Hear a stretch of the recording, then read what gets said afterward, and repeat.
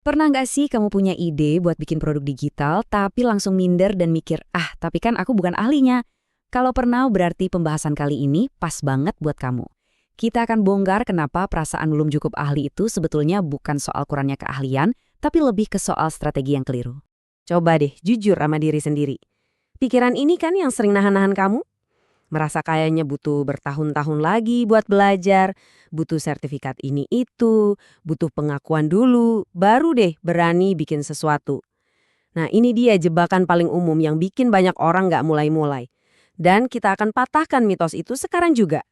Oke, kita lirusin dulu ya dari awal. Poin paling krusialnya itu ada di sini. Pasar itu nggak selalu lo beli dari orang yang paling pintar atau yang paling banyak pengalamannya. Pasar itu beli solusi yang paling jelas dan paling gampang buat dipraktekkan. Jadi, ini bukan soal apa yang kamu tahu, tapi gimana cara kamu menyajikannya. Yuk kita masuk lebih dalam ke yang namanya jebakan belum cukup ahli. Ini tuh kesalahpahaman mendasar banget tentang apa yang sebetulnya dicari dan dihargai sama pasar. Kalau kamu paham ini, wah bisa mengubah cara pandang kamu selamanya. Nah, coba lihat perbedaannya. Ini menarik banget. Kita sering banget mikir kalau kita tuh harus jualan ilmu HR yang super kompleks. Padahal yang orang benar-benar mau beli dan rela keluarin uang itu adalah cara bikin CV yang dijamin lolos wawancara. Kelihatan kan bedanya? Satu itu teori mentah, yang satu lagi itu hasil yang praktis. Dan pasar selalu milih hasil. Jebakan tadi itu biasanya bikin kita punya 3 kesalahan pola pikir yang bikin kita stuck, nggak maju-maju, dan terjebak dalam perfeksionisme. Yuk kita bedah satu persatu kesalahan ini. Pertama, nunggu sampai jadi ahli. Kenyataannya, justru banyak pemula yang lebih bisa bantu pemula lain karena mereka masih ingat banget susahnya dan bingungnya di awal. Kedua, berusaha jadi terlalu original, seolah-olah harus nemuin hal baru. Padahal pasar nggak butuh itu. Mereka cuma butuh sesuatu yang lebih simpel dan lebih cepat dimengerti. Dan yang ketiga, fokusnya cuma ke apa yang saya tahu. Ini jatuhnya egois. Harusnya kita fokus ke apa sih masalah yang mau mereka selesaikan. Oke, nah ini bagian favorit saya nih.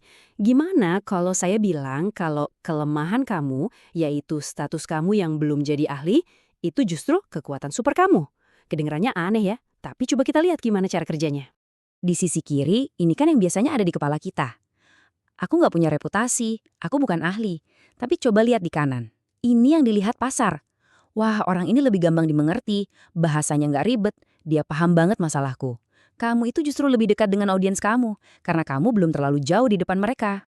Jadi, ini keunggulan spesifik kamu. Satu, kamu masih inget banget rasanya jadi orang yang bingung, jadi kamu bisa ngejelasin dengan lebih baik. Dua, kamu nggak kejebak sama teori-teori rumit, jadi bisa langsung to the point. Dan yang ketiga, kamu lebih fleksibel.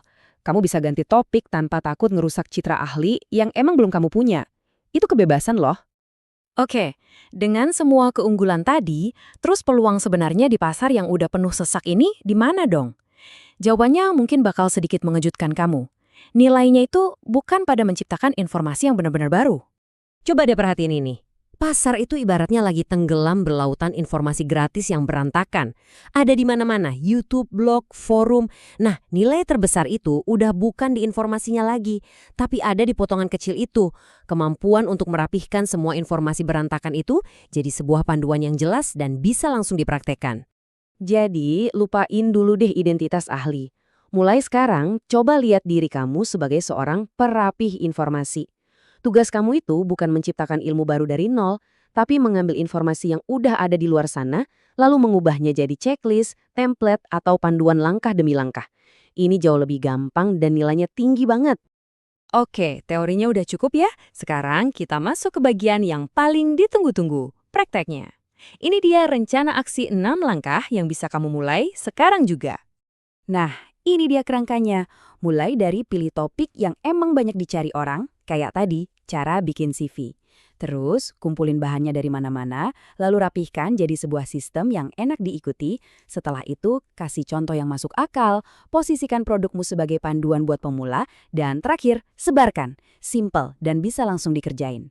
Coba kita bedah sedikit ya langkah 2 tentang mengumpulkan informasi.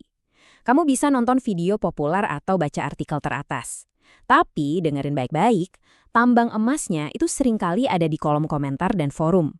Di sanalah kamu bisa nemuin pertanyaan, kebingungan, dan masalah nyata yang dihadapi orang.